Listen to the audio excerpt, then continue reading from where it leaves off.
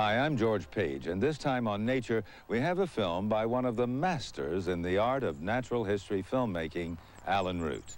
Alan is based in Nairobi, Kenya, and for the last 30 years, he has made some of the finest wildlife films to come out of East Africa, many with his wife, Joan. This is the first film by the Roots to appear on Nature, and I think you'll find it exceptional.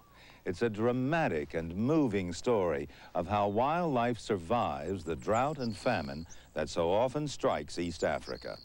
Ironically, during the making of the film, Alan and Joan Root also found themselves without water, and for some 3 weeks had to rely on the water holes dug by elephants and otherwise dried up riverbeds. Their observations of how the animals coped with the drought helped them to survive as well. Alan and Joan Root's A Season in the Sun.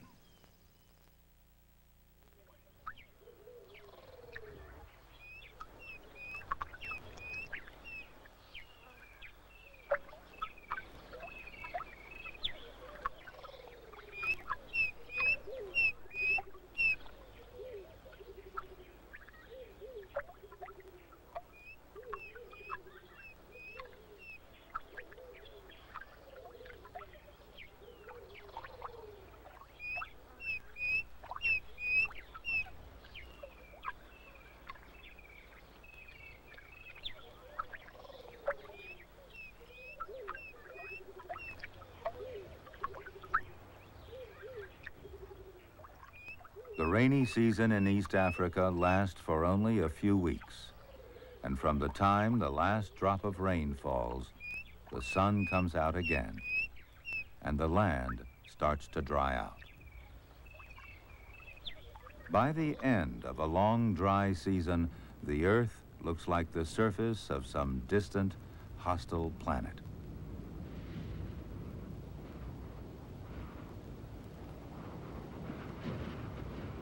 But it still supports abundant life, a variety of creatures, great and small, which somehow manage to cope, which have evolved many and different ways to get through that long, hot season in the sun.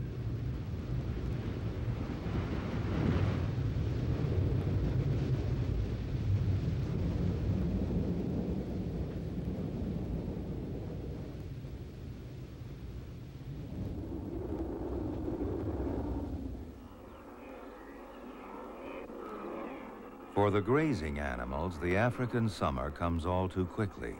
The lush pastures wither and soon turn to gold.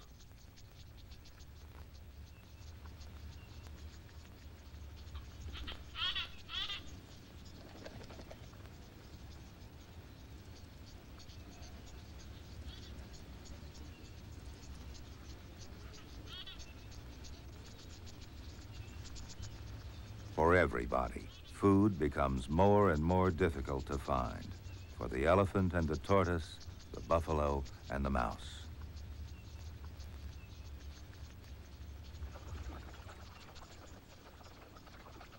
Water holes, rivers, and even lakes dry up.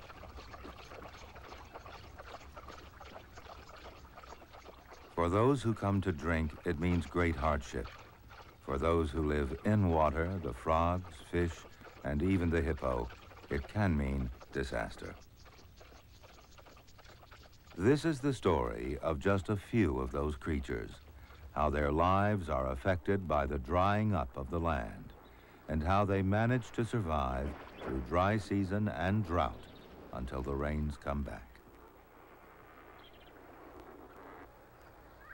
Around the water's edge, this year's crop of young frogs is coming ashore for the first time, unaware of the land's many dangers.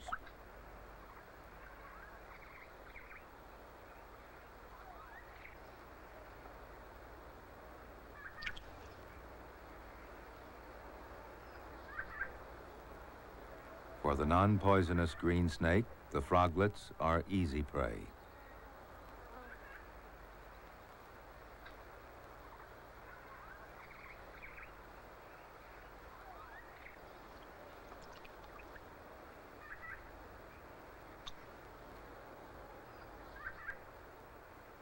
The snake is attracted by movement, no matter how tiny.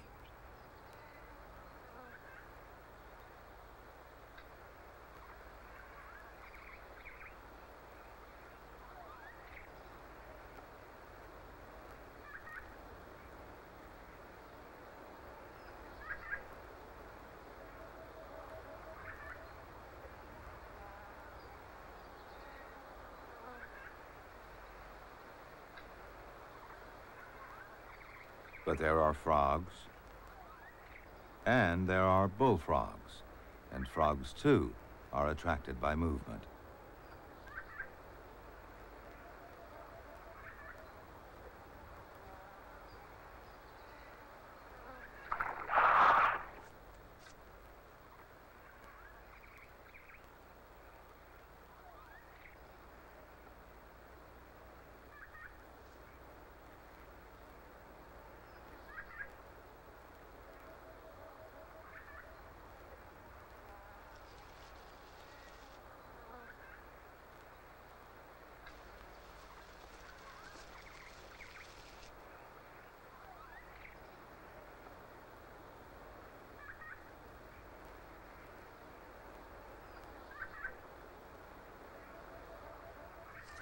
"15 minutes and about 18 inches later, a snake full of frogs is now a frog full of snake. In the rainy season, all frogs feed voraciously to store up fat, and before the earth hardens in the sun, they make their preparations for the dry season. The pixie toad, a relative of the bullfrog, fills its belly and bladder with water, then digs down a foot or more and hollows out a tight-fitting cell. Except that it goes head first, the burrowing toad does the same thing. Once in its underground cell, it coats its skin with mucus, which hardens like lacquer, sealing in moisture as effectively as a plastic bag. It then slows down its respiration and heartbeat and will spend the dry season in a state of suspended animation called estivation, or summer sleep. Tree frogs also estivate, but above ground. On the underside of an evergreen leaf, the small green tree frog tucks in its legs to reduce the exposed surface, and there it will pass the dry season, also protected from dehydration by its hardened lacquer. The great gray tree frog is so efficient at retaining moisture that it can estivate right out in the open in direct sunlight. It turns chalk white to reflect the heat, but by the time the rain returns, it may have lost half its body weight.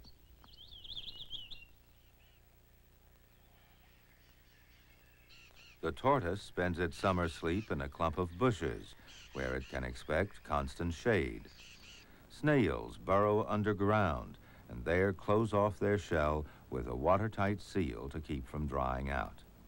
And the 4-foot monitor lizard slides down into the chimney of a termite mound. So before the earth is baked hard, most of the reptiles and amphibians have dropped out and switched off, ready to slumber their way through the dry and difficult days ahead.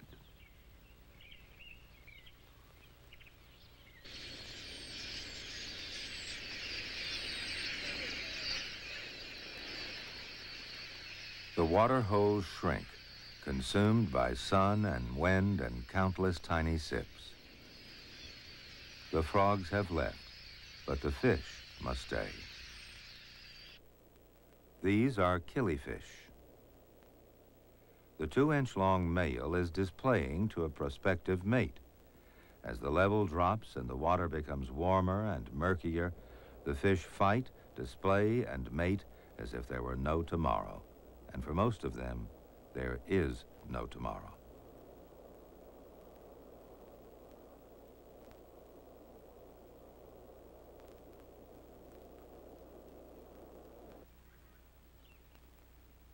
Before long, only a few elephant footprints hold a little water and a lot of fish.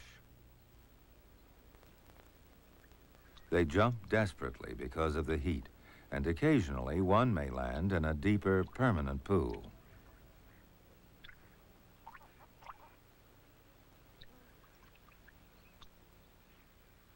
Within hours, all of these will be dead in the mud.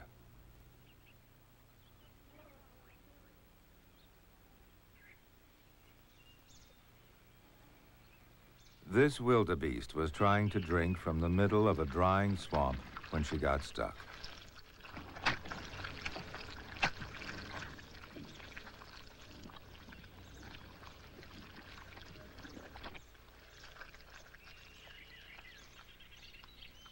Thin and weak from poor grazing, she's exhausted by the struggle, which went on for nearly 3 hours.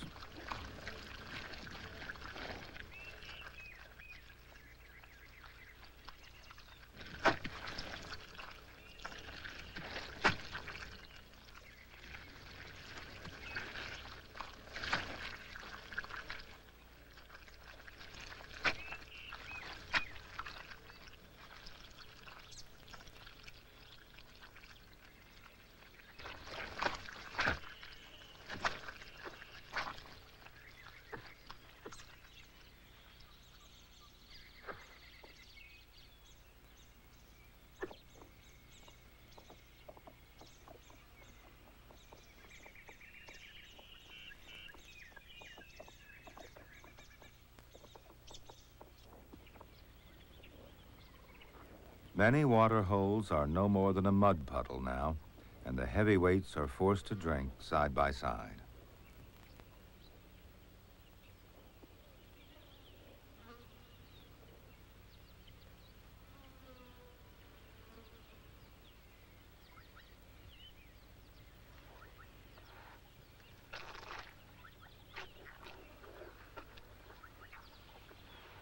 There are fish in these puddles, too. Extraordinary creatures that have not changed for 350 million years. Lungfish.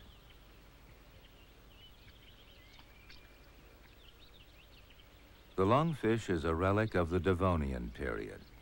During this age of fishes, large areas of the continents were covered by shallow seas, where fish risk being stranded in stagnant, oxygen-poor water. Lungfish flourished because they evolved primitive lungs, allowing them to gulp air at the surface. Another adaptation enables them to survive even when left high and dry. Not only can they breathe out of water, they can also move across dry land in search of deeper pools.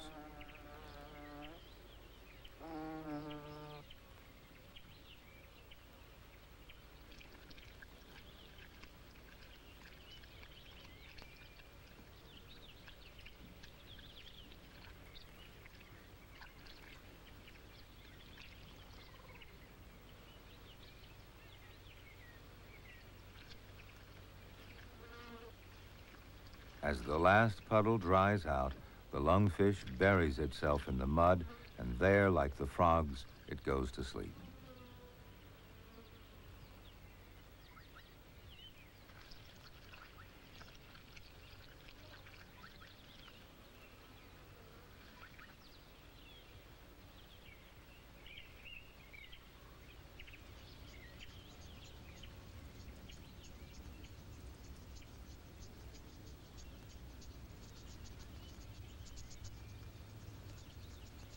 As it burrows down into the mud, it blows bubbles so that an air tube is kept open for breathing.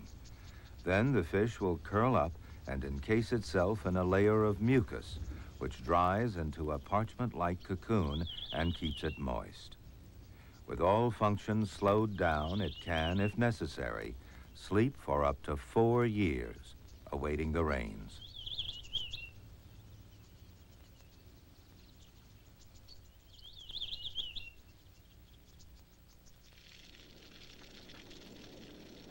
The grass, no longer very nutritious, is highly combustible. Once, grass fires were infrequent events, started perhaps by lightning. Now, most of them are caused by man. There's seldom a danger to the larger animals, which simply walk around them, Or if the flames aren't too big, jump over them.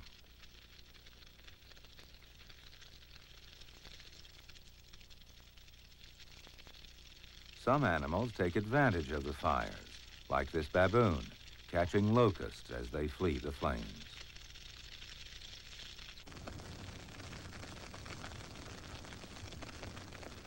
But the smaller, slow-moving creatures do suffer as fire sweeps through their hiding places.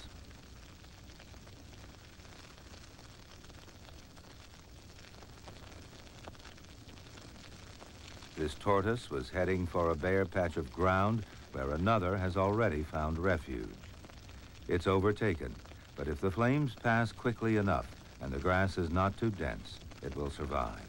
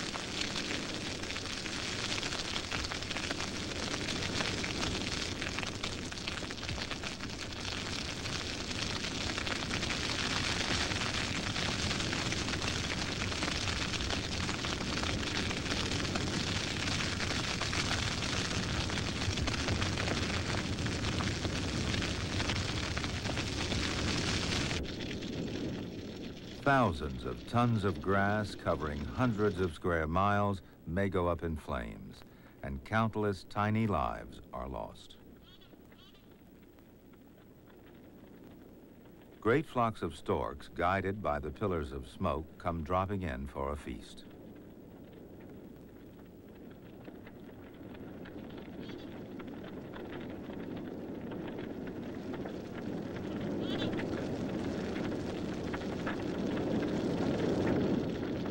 They hunt both sides of the flames. Some work the smoky side, catching snakes, mice, or insects as they flee. Others cover the fresh burn, picking up the dead or disabled. Walking over the burn can be painful, and sometimes a bird literally has to hot-foot it away.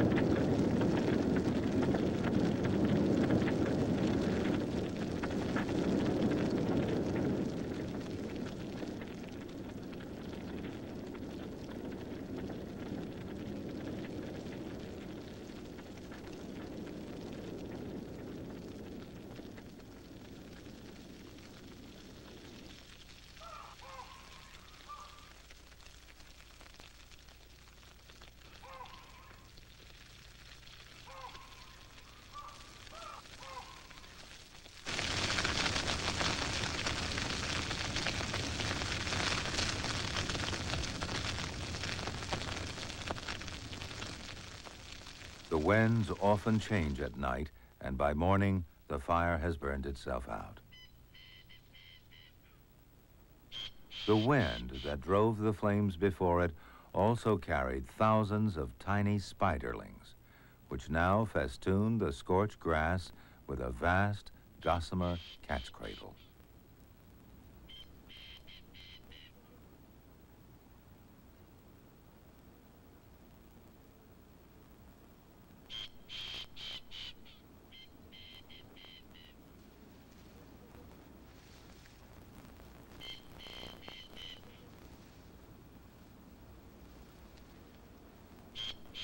All the grassland creatures are now in a strange situation.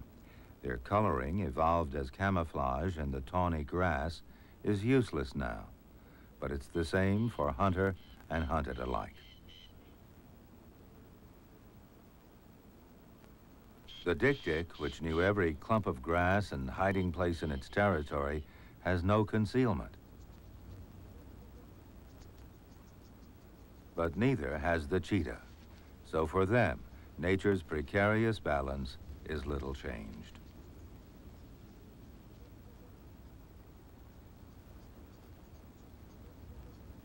But the slow-moving creatures, which take a while to find new hiding places, are very vulnerable.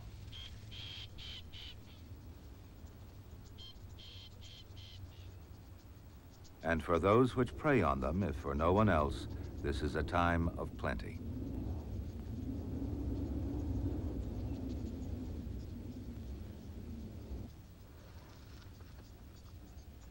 The large mammals are running out of food, but the dropouts are doing fine.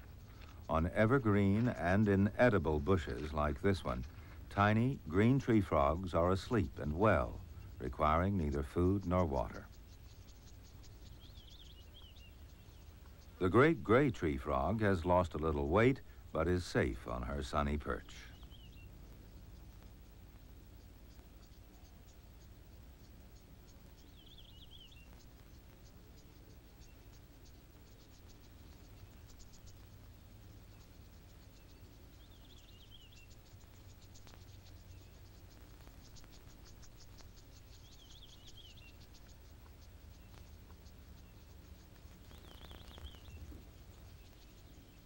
Below the fractured earth, the snails, the frogs, and the lungfish wait in their deep summer sleep. Their hearts barely beating, lungs scarcely breathing, their blood pressure way down, kidneys switched off. Each enclosed in a moist time capsule, they sleep through it all for months or years if necessary, waiting for the return of water.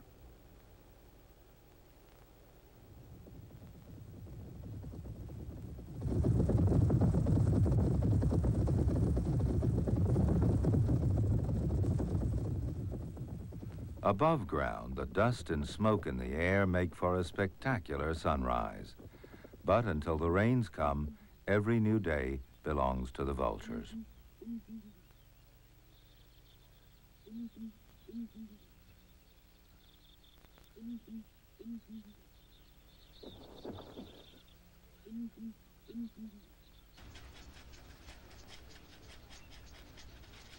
In the dry season, everyone must scratch for a living, and small birds follow the guinea fowl to snatch up stray seeds.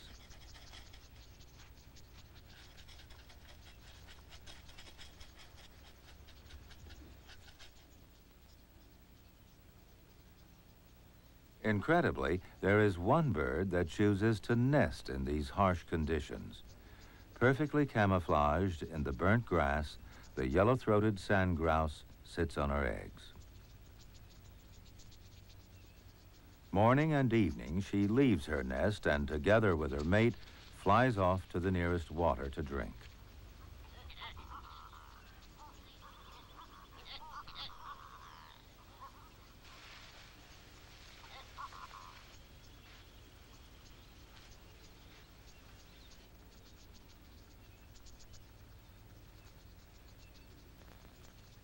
When they have eggs, both birds drink quickly and then return to the nest.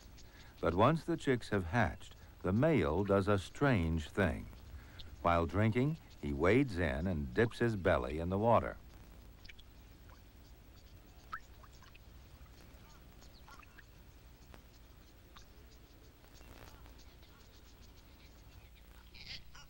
Ordinary feathers are designed to repel water, so a fallen one floats on the surface.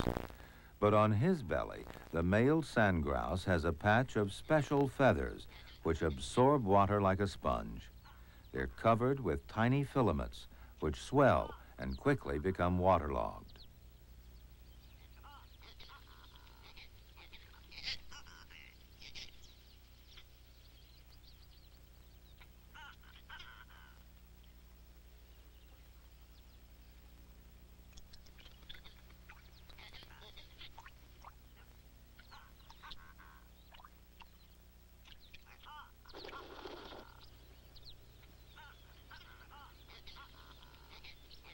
The birds fly back to the nest, which may be many miles away, as directly as possible to minimize evaporation.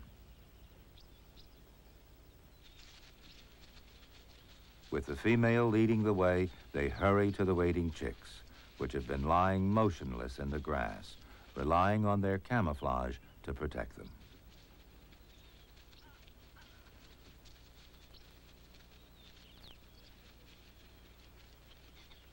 Then, like eager puppies trying to nurse, the chicks bury their beaks in the male's belly feathers and drink.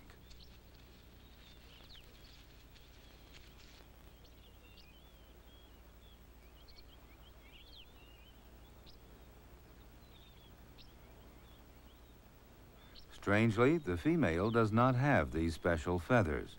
Only the male has this adaptation which enables the sand grouse to raise their young in the most inhospitable country at what would appear to be the worst possible time of year.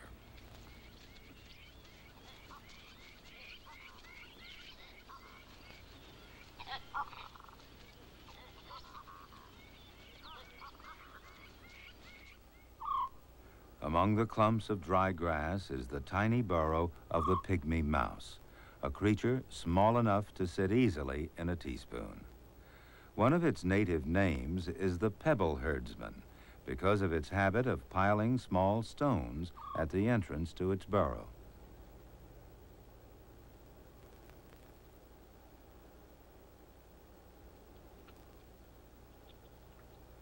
The mouse forages for the few seeds it needs to keep alive, and then goes back underground before the night air gets too chilly. It doesn't use the stones to close the burrow. They're simply arranged across the entrance. There seems to be no explanation until the bitter cold hours before dawn work their magic.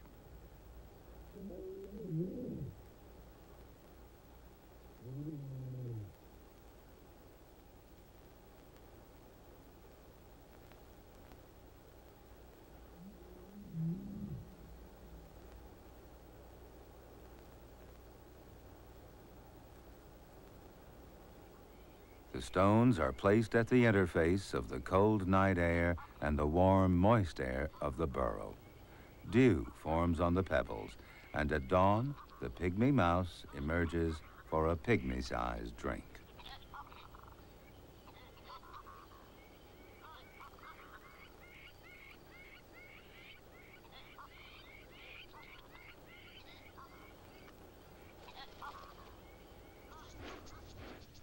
This handsome antelope, the fringe-eared oryx, doesn't need to drink at all, as long as it can find some relatively moist food. One way it does this is by digging up potato-like tubers that contain a high percentage of moisture. How it finds them deep below the surface is not known, but it does, and therefore frees itself from the long trek in search of water.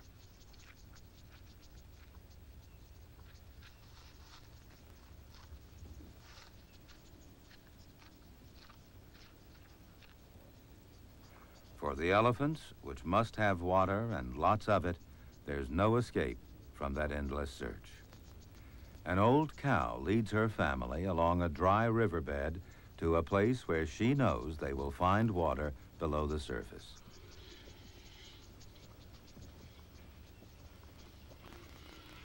For centuries, elephants have drunk at these places, where they dig deep holes down to the water table and wait patiently for a trunkful to seep slowly through the sand. The first trunk load is often full of sand and mud, but they're as fastidious as they are thirsty, so it's squirted away.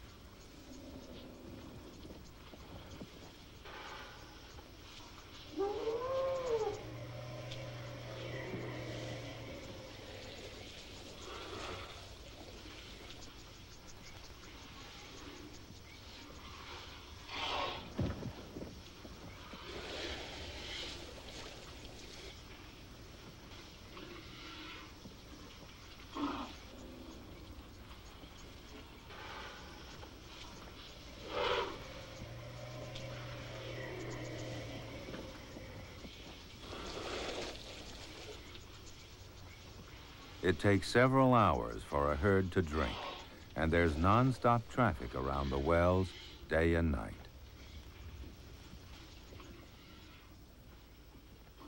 Many other creatures drink at the elephant wells, including rhino, although their horns make it extremely difficult to reach water.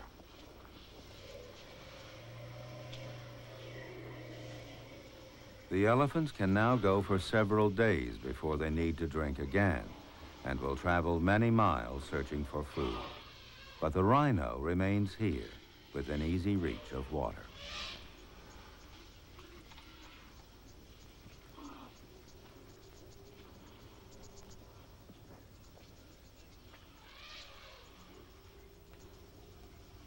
The vegetation around the water hole is heavily browsed and trampled by all the visiting animals.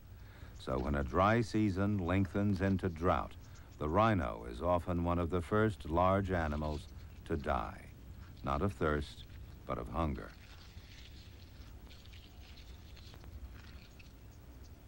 Among the dry branches is a tiny touch of green, a vine snake, watching for movement in the seemingly lifeless bush.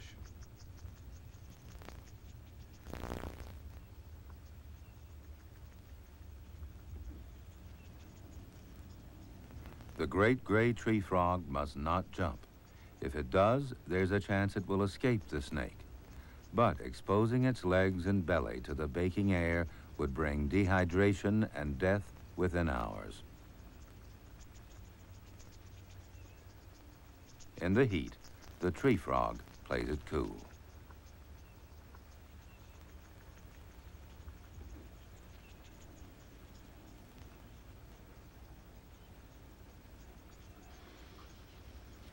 Every 10 years or so, East Africa is hit by a major drought.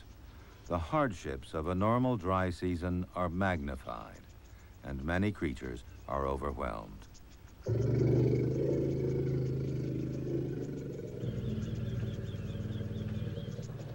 A baby elephant is dying, and the herd cows try to help it. Its mother has little milk, and the youngster cannot digest the dry grass and sticks, all that's left to eat.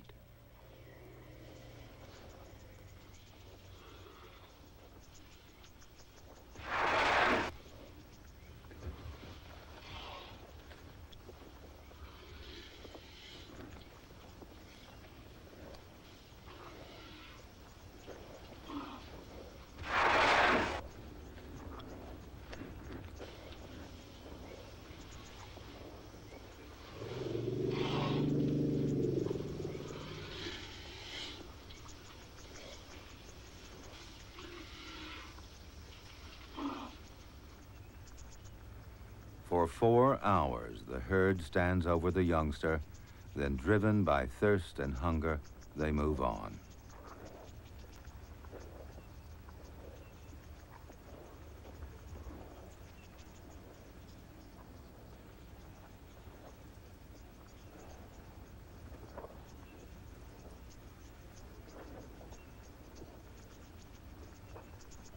The mother, torn between her own terrible thirst, the companionship of her family group, and the need to comfort her dying calf, hesitates. Then she makes the decision we would expect of an elephant.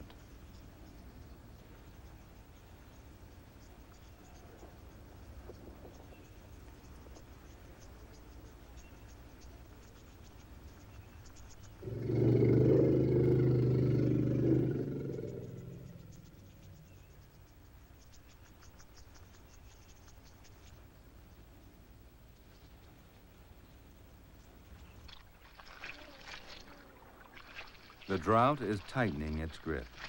Even lakes are drying up now, and the muddy shore becomes a treacherous trap for the thirsty.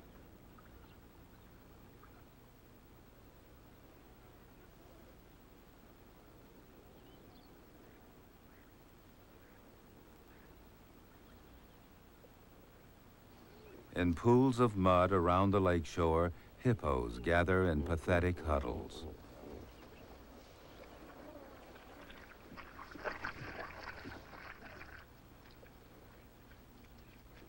The last remaining water is at the mouth of a river that once flowed into the lake. And in this one pool, all the lake's giant catfish have gathered.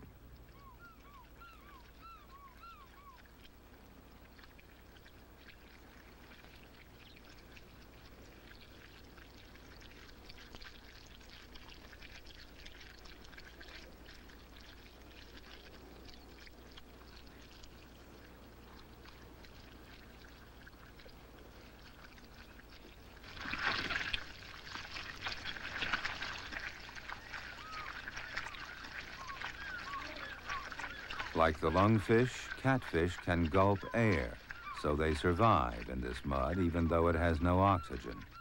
But unlike the safely buried lungfish, they will die if the mud dries out.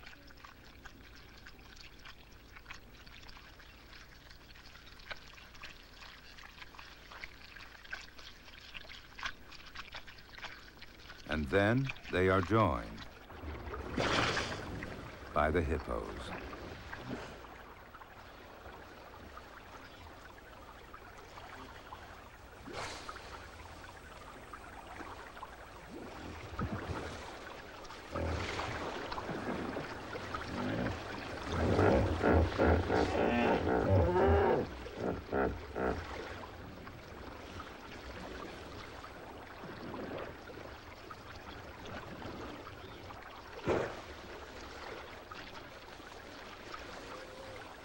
Over the next few days, some 600 hippos collect in the pool.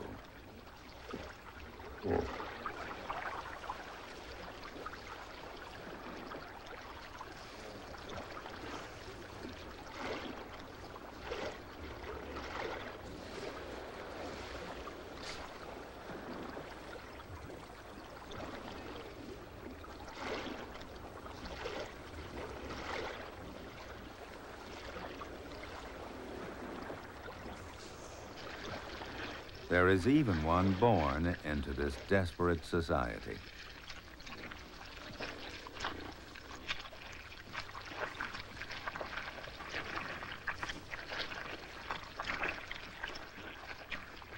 There's very little fighting, but as the pool dries up, the animals jostle for space in the wettest areas.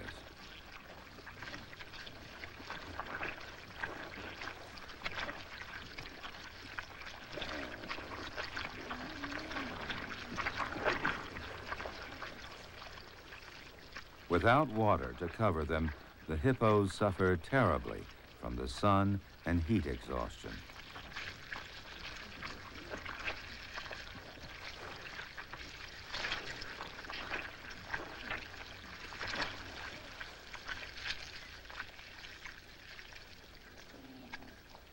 Soon, pink with sunburn and too tired to struggle, the hippos can only sit and wait under an unpromising sky.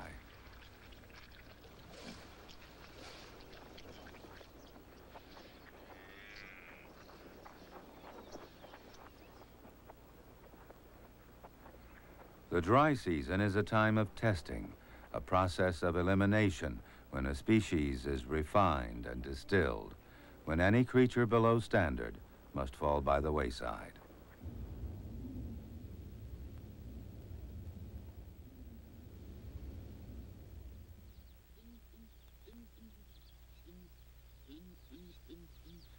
The year is coming full circle. The healing procession of the seasons goes on, bringing endless change and constant renewal.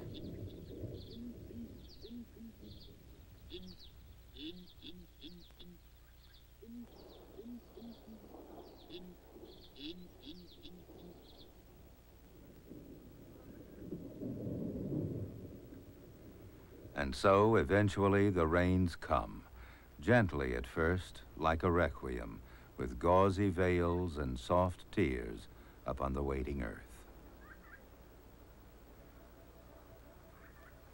But the mood will soon change to celebration, and as the rain soaks in, the earth itself seems to come awake.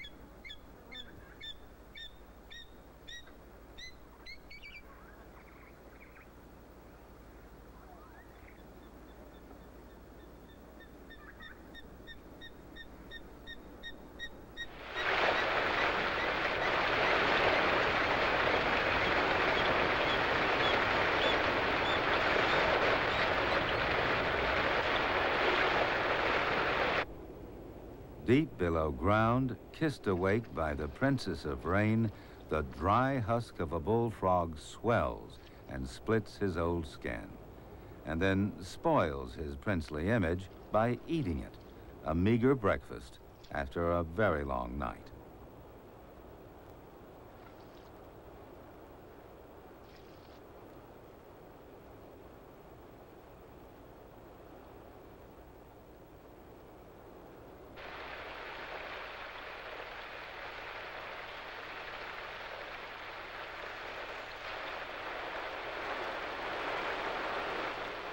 Can animals like these rejoice? Seeing them when the rains first come, it's tempting to believe they can.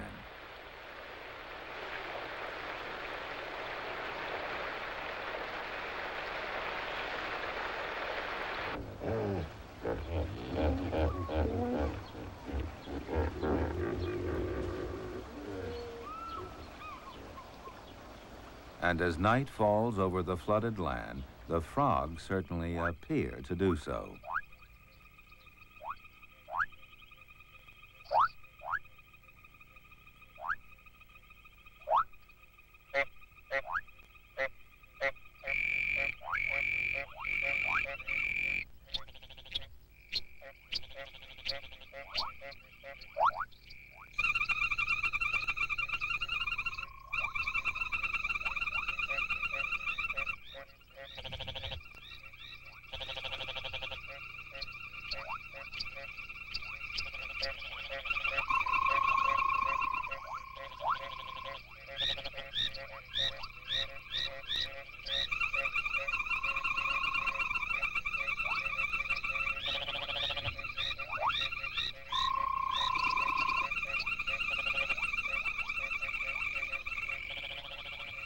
The purpose of all this racket, of course, is to find a mate.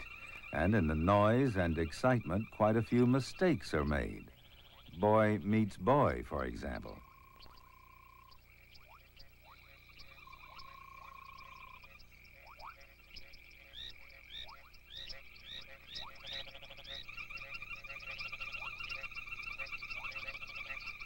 The great gray tree frogs, plump again after months of baking sun, begin their elaborate spawning process. Exuding mucus, the female beats it into a foam with her hind legs, making sure it's well stuck onto the branch.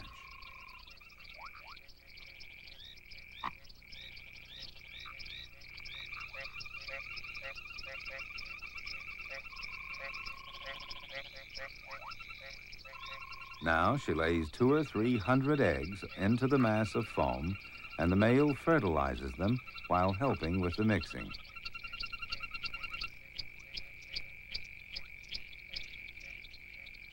Other pairs soon join in. So do unattached males, sometimes up to 6 or 7 of them. It's probably as close as nature comes to a Roman orgy, and it goes on for most of the night.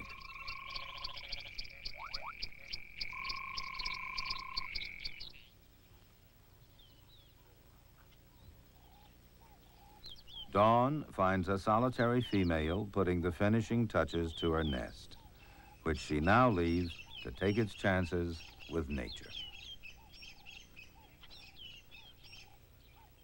The burrowing toad has found a mate in the night, and she drags him off to her underground cave.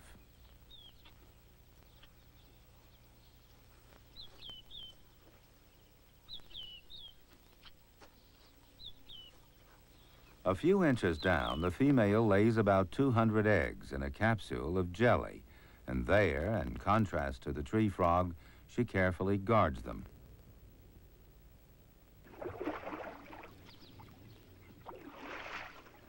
The outer surface of the tree frog's foam nest hardens to a crust in the sun, and inside, the eggs start to develop.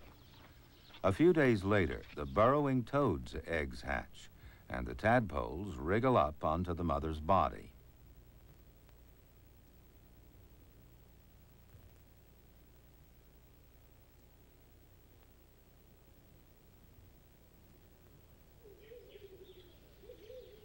Another 2 days pass.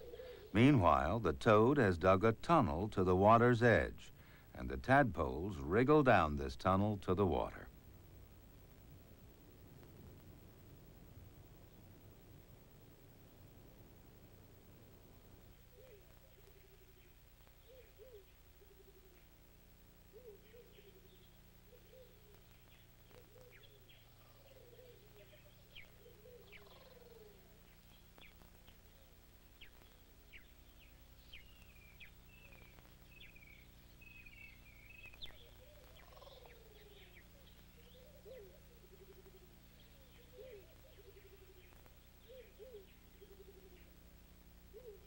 The tree frog eggs have hatched, and the tadpoles squirm furiously, liquefying the foam.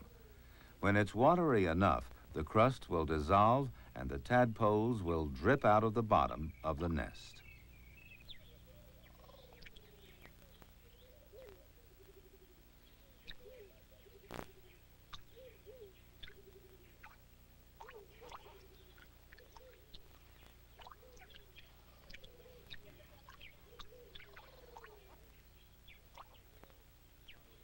The burrowing toad and the tree frog.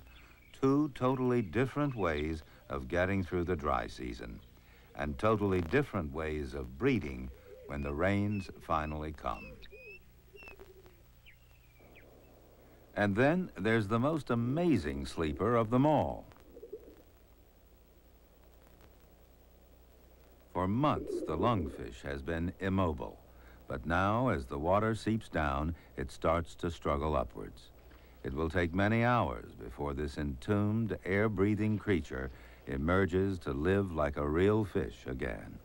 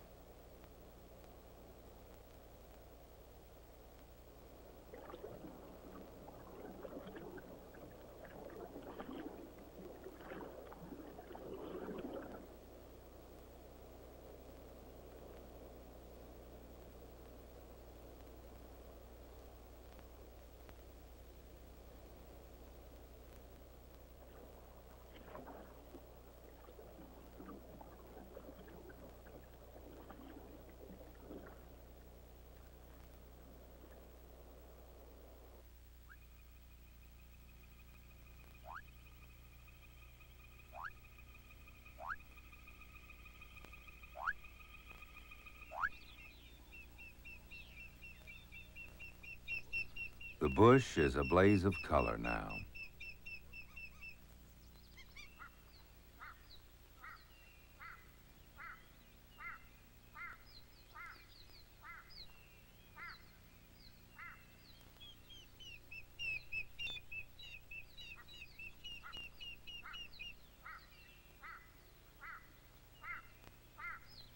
The most common flower is the white morning glory creeper.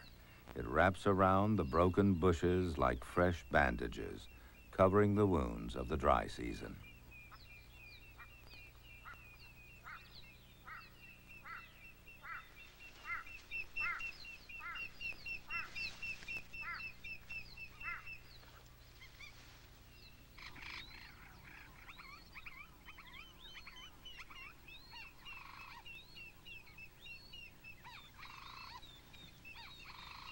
Animals as long-lived as elephants will see many dry seasons and several major droughts.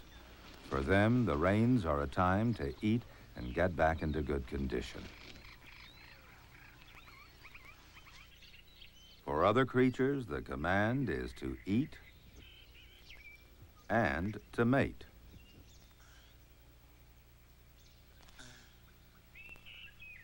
And this old lady manages both at once.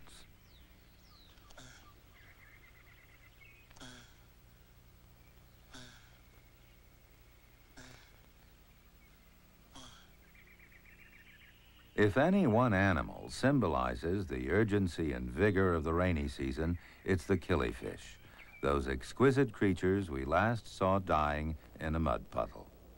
Killifish, in fact, are like annual plants. Before they died, they laid eggs in the mud, which hatched as soon as they were covered with water again. The fish grow rapidly and spend their short lives displaying, courting, and making sure enough eggs are laid so that all these dull puddles will always have a touch of fire.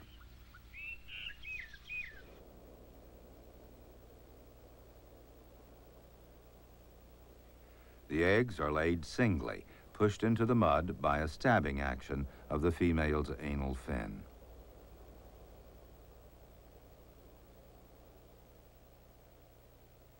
The eggs can live for years in the dried mud, waiting for the next rains. The fish themselves live but a few months. They never have a chance to grow old.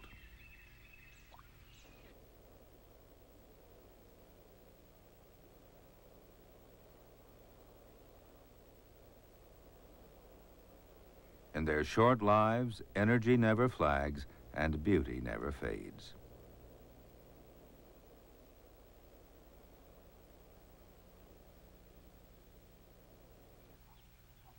The hippos leave their lake and set out across the shimmering plains. They follow well-marked trails to the so-called hippo lawns, where they spend the night cropping the tender grass. But they will need to find a watery retreat before the heat of the next day sets in. For the elephants, it's a time to rebuild their strength. For the tortoise and the frogs, it's a time to mate. For the lungfish, a time to spawn another generation whose forebears have defied droughts for over 300 million years. For the killifish, the rainy season is an entire lifetime. And for the hippo, it's a time to seek out newly formed water holes so they can expand their nightly grazing forays. But whatever the creature, and whatever it is they must do while the earth is green, they must not delay. For the rainy season in East Africa lasts for only a few weeks. And from the time the last drop of rain falls, the sun comes out again.